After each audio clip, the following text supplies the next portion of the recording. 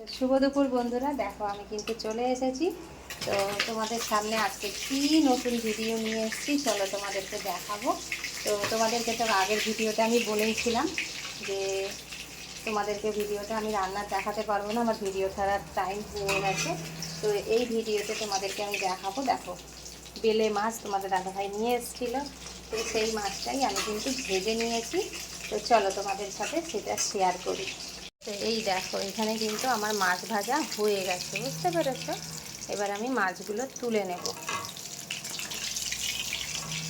তো বেলে মাছ একটু কড়া করেই ভেজেছি। তো কড়া করে মাছটা ভাজার কারণ মাছটা মানে রান্না করব একদম কষা কষা করে, তো তাই দেখো।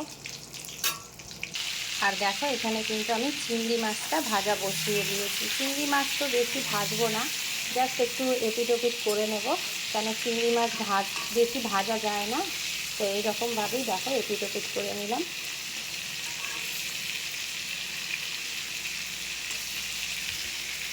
দেখো দেওয়া মাত্রই তেলে কিন্তু চিংড়ি মাছ ভাজা হয়ে গেল। আর এই দেখো বেলে মাছটা আমি তুলে রেখেছি ভেজে। তো চলো বন্ধুরা দেখতে থাকো।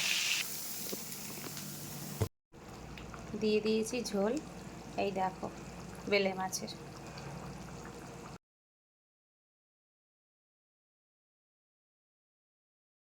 দেখো আমার কিন্তু বেলে মাছের ঝাল পুরো রেডি হয়ে গেছে। এই দেখো এই রকম কিন্তু মাংসর মতন কষা কষা রান্না করেছি। তো কেমন লাগছে দেখতে অবশ্যই কমেন্ট করে জানিও। তো এখনও রান্না বাকি আছে, চিংড়ি মাছ করব, দেখতে থাকো ভিডিওটা। তো বন্ধুরা দেখো ফাইনালি কিন্তু চিংড়ি মাছের ঝালও রেডি হয়ে গেল। এইরকমভাবেই কিন্তু আমরা ঝাল খাই বন্ধুরা। তোমরা কীরকম করে খাও অবশ্যই কমেন্ট করে জানিও। তো এরকম ঝাল কিন্তু একটু চিনি দিতে হয়, তো খুবই ভালো লাগে খেতে, জানো তো।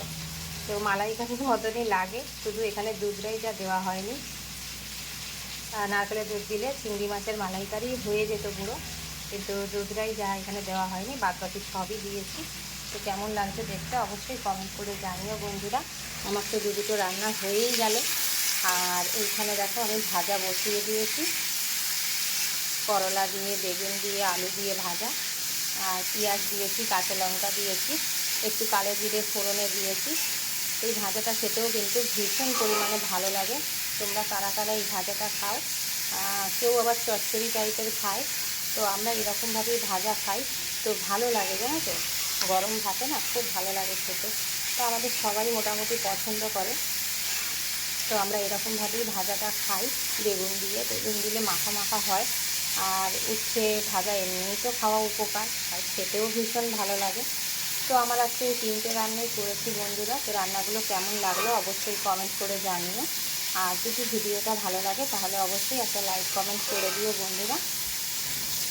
তো বন্ধুরা তোমরা আজকে কী রান্না করলে অবশ্যই কমেন্ট করে জানিও।